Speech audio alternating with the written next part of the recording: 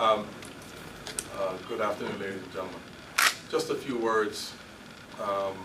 You all know that the latest figures are out on Bermuda's economic performance in 2009, and if I were to characterize them as disastrous, I probably might be understating the case.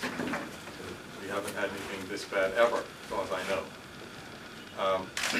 One of the things that is most amazing is, in spite of this evidence of economic weakness, we have government senators declaring that we are better off than we have been, and this kind of represents a complete disconnect from reality, which is not surprising because there's been a lot of disconnect from reality with this government.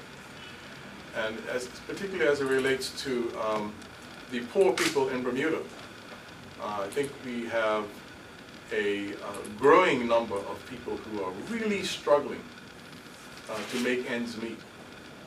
And quite frankly, a lot of that is also being played out in the criminal element as well.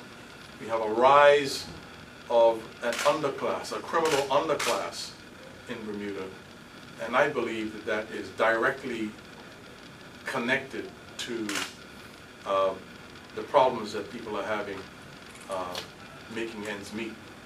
So it's really quite sad that we have a government that insists on trying to create its own reality instead of facing reality as it is, because they can never help Bermudians if they don't face reality as it is and try to improve things. So it was a most unfortunate declaration by a member of the ruling party, which I think is an indication of how far we have to go in this country to right the ship.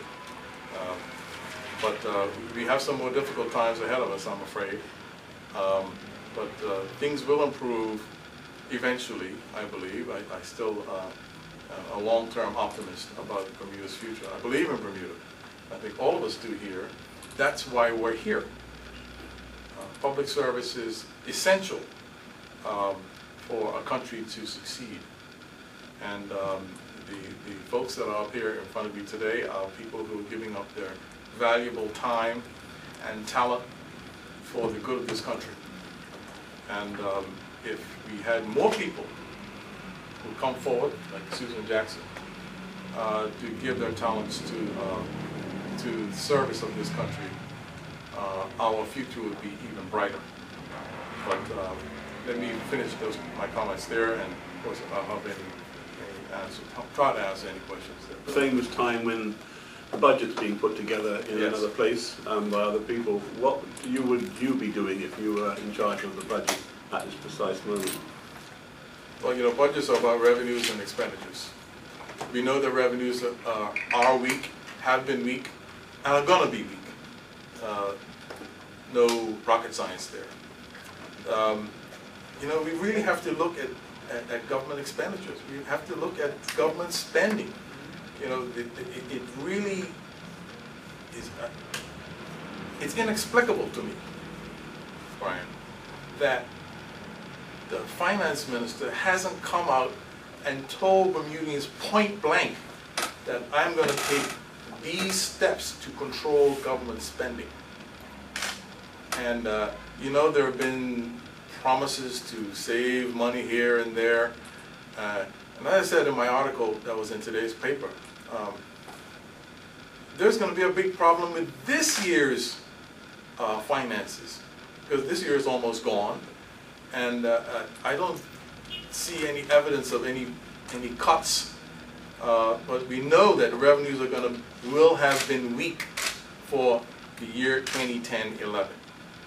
So we're going to be in the hole worse come budget time in February. So at this point in time, it really has to all be about austerity. That's the only way we're going to survive. That is the key word, austerity. No politician likes to use that word because it's never popular with the electorate. But it's about us surviving here in a financial way, so that when times do improve, we'll have some money in the bank, some sort of horsepower to move us up to the next level.